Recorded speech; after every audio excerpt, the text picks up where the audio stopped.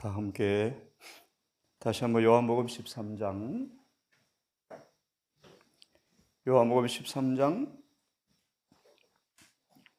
34절에 관한 우리 정언의 말씀을 다시 한번 읽겠습니다. 사랑은 영원한 능력이라는 인용된 정언을 다시 한번 읽으면서 우리의 동산교회가 참으로 이렇게 되기를 소망하는 마음으로 사랑은 영원한 능력, 제가 좀 천천히 읽겠습니다. 내가 너희를 사랑한 것처럼 너희도 서로 사랑하라. 내가 너희를 사랑한 것처럼 너희도 서로 사랑하라. 고 예수께서 말씀하신다. 사랑은 충동적이고 상황에 따라 변화무쌍한 감정이 아니다. 그것은 살아있는 원칙이며 영원한 능력이다. 영혼은 결코 다함이 없는 샘물 같은 사랑, 그리스도의 가슴에서 흘러나오는 순결한 사랑의 시냇물을 먹고 자란다. 이 같은 친교로 인하여 사도 요한처럼요, 이 같은 친교로 인하여 마음은 자극을 받고 그 동기는 참으로 고상하게 되고 그 사랑은 참으로 깊어진다. 성의 훈련과 교육으로 하나님의 자녀들은 진실되고 진지하게 그리고 있는 그대로 서로 사랑한다. 이것은 그 마음이 그리스도의 사랑 안에 있기 때문에 이렇게 되는 것이다.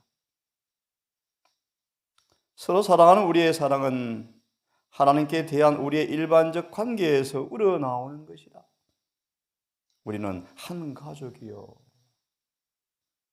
그래서 그분이 우리를 사랑하는 것 같이 우리도 서로 사랑한다.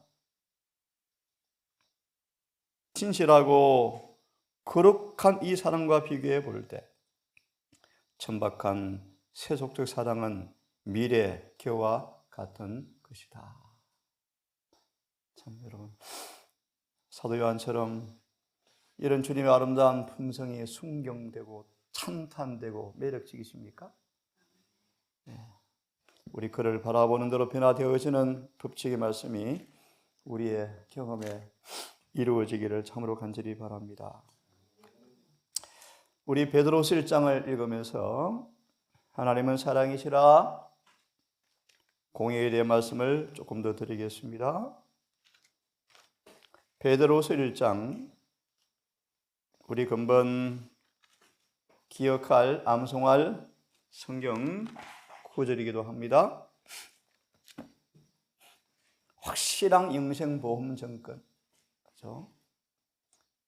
1장 1절과 11절에 나오는 이 보험에 가입한 사람들, 그 약관에 기록된 대로 그렇게 행하는 사람들은 확실한 영생을 받을 것이다. 영생보험 증권이 본문에 나와 있죠. 자, 우리 읽기 전 잠시 한번 듣기를 바랍니다. 사도 베드로는 하나님의 사물에 대한 오랜 경험을 가졌었다. 구원하시는 하나님의 능력에 대한 그의 신앙은 해가 거듭할수록 굳어졌다. 그리하여 마침내 베드로는 믿음으로 전진하여 하늘 문 어귀에 닿는 사다리의 맨 꼭대기까지 계단까지 믿음으로 한 계단 한 계단씩 항상 앞으로 그리고 위로 올라가는 사람 앞에는 실패의 가능성이 없다는 사실을 확실하게 입증하였다. 본문을 봅니다. 1절 예수 그리스도의 종이며 사도인 시몬 베드로는 로마 6장 22절 하나님의 종이 되어 거룩함에 이르는 열매를 얻었으니 베드로는 승화의 최고봉인 꼭대기까지 다다랐다. 하나 언급합니다. 사랑이 완성되는 사람들은 실패가 없대요. 실패가. 쓰러지지 않죠. 자, 읽습니다. 하나님의 종이며 사도인 시몬 베드로는 하나님 곧 우리의 구원자 예수 그리스도의 의를 통해서 우리와 더불어 동일하게 보배로운 믿음을 얻은 자들에게 편지하노니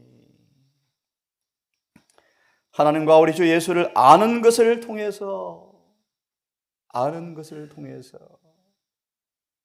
요한 9장을 증언한 말하기를 저 소경을 바라보면서 물었던 제자들의 질문을 아시죠? 누구 죄 때문에 소경으로 태어났습니까? 읽어보시면 예수님을 거절한 원인이 바로 그것이었다. 하나님의 품성에 대한 오해 때문이었다. 하나님의 품성에 대한 개념이 우리의 품성을, 행동을 꼴짓는다. 그런 의미에서 고린도서 15장 아무를 기억합니다. 34절인가요? 너희 중에 하나님을 알지 못하는 자가 있기로 부끄럽게 하려고 글을 쓴다. 어떤 사람들이죠? 그분을 아노라 하면서 죄를 짓는 사람들. 주님을 아노라 하면서 죄를 범하는 사람들을 고린도전서 15장 34절일 것입니다. 하나님을 알지 못하는 자라고 성경은 말합니다. 2절을 다시 봅니다. 하나님과 예수 우리 주를 아는 것을 통해서 은혜와 평강이 너희에게 더욱더 많이 있기를 원하노라. 우리를 부르사 영광과 덕에 이르게 하신 분을 아는 것을 통해서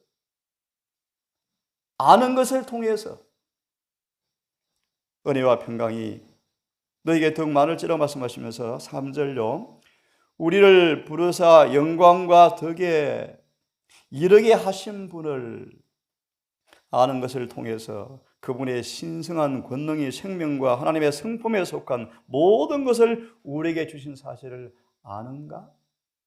알고 있는가? 날마다 나눠주신 의를 통하여 그분을 닮는 변화의 경험이 있는가? 4절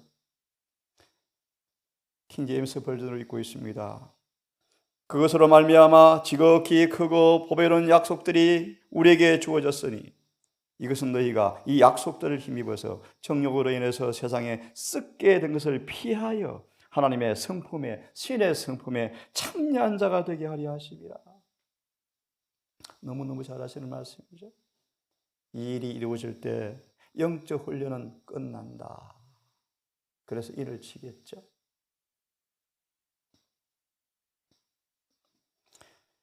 오절의 말씀, 하나님을 아는 지식을 통하여, 알을 통하여, 생명과 권능과 모든 약속의 은혜의 말씀을 통하여 열심을 다하여, 다시 읽습니다. 열심을 다하라. 그러므로 주님을 교제하기를 열심을 다하십시오. 그분의 품성을 깊이 연구하십시오. 너희의 믿음의 덕을 다하라. 참 믿음이 좋네요. 뭐가 따라와야 돼요? 너무너무 덕이 많네요. 성경은 말합니다. 이것은 한 계단 다음에 오는 계단이 아니고 동시에 자라나는 계단이다. 믿음은 덕을 동시에 믿음도 자라고 덕도 같이 자라고 이런 말이요. 덕의 지식을 하나님을 아는 지식력, 비례해서 나를 아는 지식력, 내가 얼마나 연약한 자인지. 게세마네 동산에서 베드로가 얼마나 자신이 깨어진 질그릇 같은 존재를 깨닫고 가슴을 치고 울잖아요. 이렇게 내가 연약한 사람이었구나.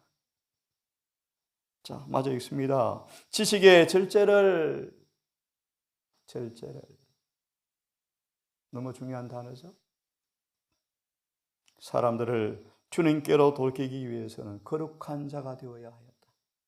거룩한 자가 되기 위해서는 절제의 공갈을 배워야 됐죠. 누구 얘기입니까? 침례 요한 얘기죠. 절제에 뭐가 개발되어집니까? 인내를. 이 절제는 많은 것을 포함합니다. 그죠? 절제, 인내의 경거를. 절제하지 않은 사람들은 인내가 만들어지지 않는답니다. 자, 계속 있습니다. 경건을 산상복원의 말씀이죠. 죄와 가의 모든 타협이 끝날 때 경건은 시작된다. 경건을, 지극한 하나님의 품성을, 형제의 친절을, 여러분 친절하면 누가 떠오릅니까? 아브라함 참 친절했죠. 네. 형제 친절의 사랑을 공급하라. 마지막 승화의 최고봉이요. 요한일서 4장의 말씀, 사랑이 완성되어지는 사람. 고전 13장에 나오는 사랑이 완성되는 사람. 이것이 계시록 14장 12절의 말씀이죠. 이것이 새천사의 예배의 목적이에요. 사랑이 완성되어지는 거예요.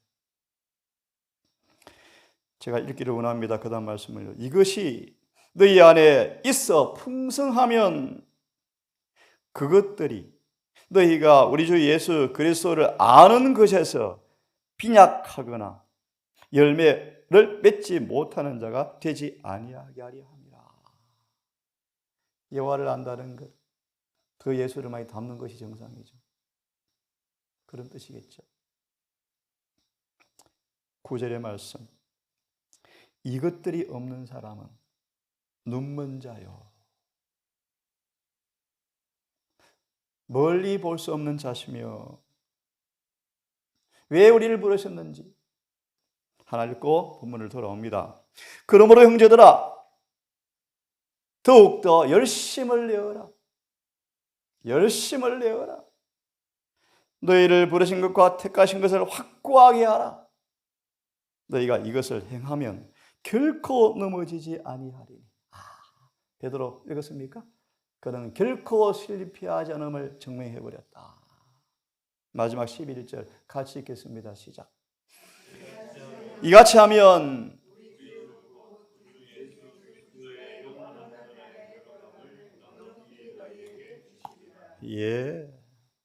이같이 하면 부르심과 택하심을 굳게 하면 그래서 무조건 택함은 절대 없음. 자, 하나님의 공의 모세를 치리하신 주님의 손길을 보았습니다. 하나님은 엄격하고 공평무사하셔요. 다시 언급합니다. 하나님은 공평무사하셔서 40년간의 모세의 충성일지라도 한 번의 실수를 덮어줄 수가 없죠. 그죠? 저거는 말합니다. 하나님께서 모세를 다루신 것처럼 반드시 우리의 죄도 그렇게 처리하실 것이다. 모든 범죄가 기록될 것입니다. 참 두렵고 떨리는 말씀이에요. 모든 범죄가 기록될 것이다. 주님의 죽음은 율법은 영원한 불변이다. 절대로 율법은 하나의 죄라도 고소하지 않은 죄 넘어갈 수가 없다. 마태복음 26장 여러분 너무너무 잘 아시죠? 우리 앞에 두 개의 동산이 있다. 에덴 동산과 겟세마네 동산이 있다. 불순종의 에덴 동산이 다시 회복하기 위해서 겟세마네 동산에 치르신 주님의 대가, 지불된 값이 얼마나 큰지를 비교해 보아라. 값비싼 장난처럼 선악과를 따먹는 하나의 일이 얼마나 큰 결과를 초래하는지를 하와는 알았을까? 몰랐죠. 기억나십니까? 그러므로 아무리 사소한 죄일지라도 계산서에 기록되어지고 반드시 값을 치를 것이다. 겟세마네 동산의 고민과 모욕과 조롱과 왜 주님께서 고민과 모욕과 조롱을 왜 당하셔야 됐습니까? 아시죠? 많은 사람들은 조롱을 못 견디죠. 그래서 율법의 빚을 지죠. 무시를 못 참죠. 죄를 짓죠. 주님이 그 채무를 갚으려고 그런 시험, 그런 율법 요구를 다 당해보신 거예요. 그래서 온유한 사람은 어떤 무시에도 기념치 않을 사람으로 만들어버립니까? 그것이 제가 아침에 기록했네요. 구원하시는 치유력을 만방에 알릴 사람이 필요하다. 품성의 변화요. 그제 한 장로님의 강의를 들었는데요. 참 잘하시대요, 보니까. 정말 금식하는 효과가 얼마나 큰지 참 생생히 경험하셨더라고요. 맞아요. 그것처럼 우리는 이사야 58장 끝나면 이제 강의할 텐데요.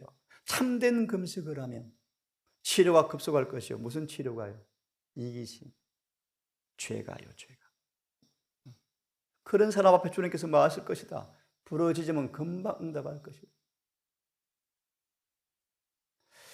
고민과 모욕과 조롱과 욕과 공포와 수치가 철저하게 십자가 위에 쏟아 부어졌는데 그것은 그냥 용서해 주는 것이 아니다. 공의는 철저하게 진행되어야 자비가 이루어져요. 자비가 입을 맞추어요. 그냥 용서해 줄 수가 없어요. 무한한 십자가의 그분의 죽음의 값, 죄의 값이 지불되어야 죄는 용서가 주어져요. 죽은 사람에게만 피가 효능이 있어요. 그렇죠? 하나님께서는 인류의 보정이되신 아들을 아끼지 않으신다는 사실은 우리를 용서해 주기 위해서 독생자 주님께서 십자가 위에 그렇게 죽음을 당하시는 것은 아끼지 않고 공의의 채찍을 대신 것은 율법의 청구서를 철저하게 진행한 것은 율법을 범한 죄인을 하나님은 결코 용서하지 않으신다는 것을 입증하기 위하여 성도와 죄인들 앞에 십자가가 딱 서 있다. 하나님의 율법은 거슬린 모든 죄는 아무리 사소한 것이라 하더라도 두려운 얘기예요, 여러분. 한 번의 눈치까지 범한 죄도 기록된다. 그래서 모세가 누가 능히 서리요? 누가 능히 서리요?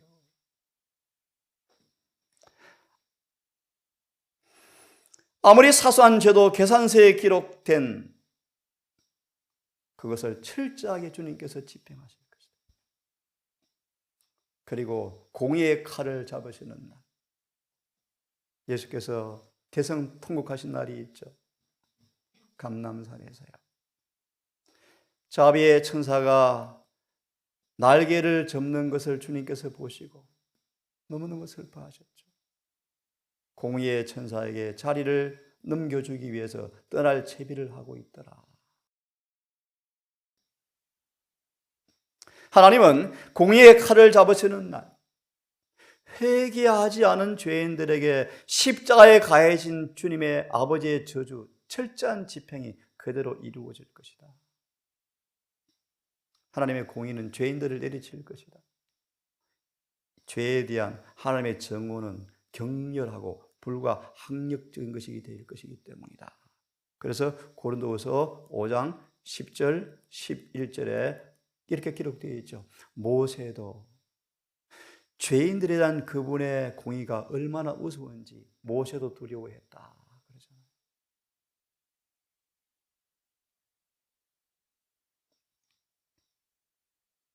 예수님은 하나님의 성전 청소에 철저하게 하실 것입니다. 철저하게 깨끗게 하실 거예요. 그 장면이요. 공포가 무리를 휩쓴다. 예수님의 신성의 표시가 느껴 나온다. 공포의 비명이 수백 명의 피기 이런 입술에서 새어 나온다. 제자들까지도 떨고 있다. 그들은 예수의 평상시의 태도와는 동떨어진 그 은행의 위험에 위압을 제자들도 느꼈다. 그들은 주의 집을 위하는 열성이 나를 삼켜버렸다. 무슨 말이? 예수님은 더러운 거 눈 뜨고 못 보는 분이세요. 우리 속에 죄가 있는 걸 절대로 못 보는 분이세요. 끝까지 우리가 정하지 아니하면 청소해 주는 분이세요. 이 뜻이요. 주님이 아버지 성전을 위한 열성이 주님의 전 존재 삼켜버릴 정도로 성전을 철저하게 청소하시는 분이시죠. 라는 말씀이 그리스도에 대한 기록임을 그들은 기억한다. 제자들은 예수님의 공의의 모습이 공의에 대해서 마무리하겠습니다. 참 마음에 감동되는 말씀이죠. 공의는 인간에게 고통을 요구하지만 여러분 갈라디아 말씀에 예수께서 저주를 받으셨죠. 저주받는 것. 뭐가 이름 떠오르죠? 문둥병자들. 예수님 당시에 가끔 거리에서 목신 음성이 차디찬 하늘 공중을 나르면서 슬프게 비명이 들려왔대. 무슨 말이요? 나 환자가 촌을 나와서 거리를 갈 때 반드시 그들은 뭐라고 외쳐야 돼요? 부정하다고 큰 소리 안 치면 돌로 쳐 죽여요. 저주받은 사람이 저주.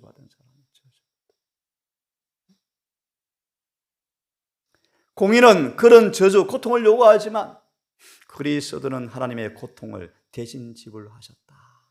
참 아름답죠. 공의는 단순히 그냥 용서를 허용하지 않는다. 무조건 용서 없다. 공의는 사형 언도를 집행하기를 요구한다. 이걸 누가 잘 알아요? 사탄 마귀가 너무너무 잘 알아서 맨날 비난하잖아요. 아브라함 웃기고 있네. 모세 죄지었네. 모세 옆에 딱 와서 딱 선 꺼놓고 내 겁니다. 그래서 예수께서 오시자 사단이 뭐라 그래? 왜 내 영역 침입하십니까?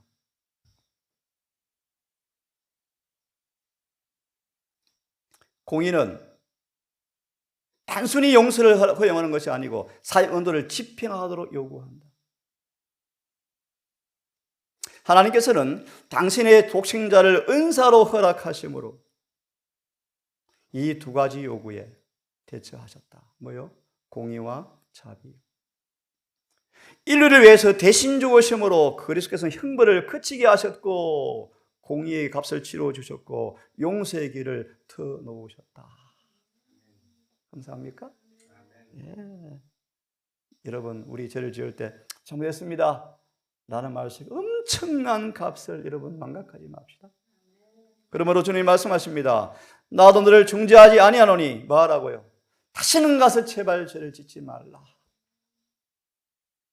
다음 시간은 어떻게 공의와 자비가 절묘하게 조화가 이루어져서 하나님의 의가 이루어지는가를 보면서 이 주제를 마무리합니다.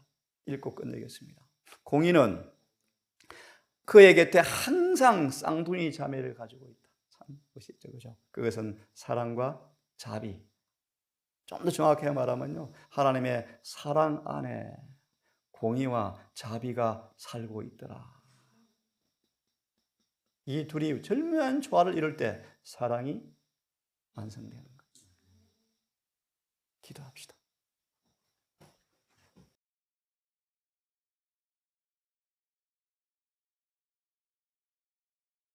아버지, 다니엘과 새 친구처럼 만국을 치유하는 치유력의 복음의 구원의 경험을, 그 지식을 알리는 샛별 같은 네 사람처럼 우리가 살아보고 싶습니다. 우리 동산의 구성원들이 이 말씀을 듣는 여러 성도들의 삶의 주변에 여호와를 아는 지식을 통하여 어떤 치료가 이루어지는가 사실을 증거하는 지식이 성교로 이루어지기를 원합니다. 입술로 믿는 정도가 아니고 베드로처럼 성화의 최고봉에 도달하는, 그래서 죄에서 해방되어 버리는 그 지식을 체험하기 원합니다. 오늘도 아버지 에녹처럼 어떤 일을 하든 무시로 주님을 바라보고 묵상하고 대화하며 교제하겠습니다. 성령님, 우리를 도우사 하늘의 사물에 관한 깊은 경험의 샘으로 인도하셔서 우리 모두 사랑의 시냇물을 먹고 마심으로 그 놀라운 사랑의 변화를 이루어서 마침내 정결하고 거룩해지는 백성의 모습으로 우리를 변화시켜 주시옵소서. 오늘도 한날 무의미하게 보내지 말게 하시며 하늘의 기록에 오늘도 천사가 기록하기 위해서 책을 열어둔 사실을 잊지 말게 하시고 오늘도 그러므로 포도나무 비유처럼 주님과 하나가 된 모습으로 동행하며 우리 안에 행하시는 주님의 성령의 역사를 통해서 우리의 삶이 진리와 조화되어지는 열매의 모습이 기록되어지는 하루가 될 수 있도록 오늘도 성령님 우리를 인도해 주시옵소서.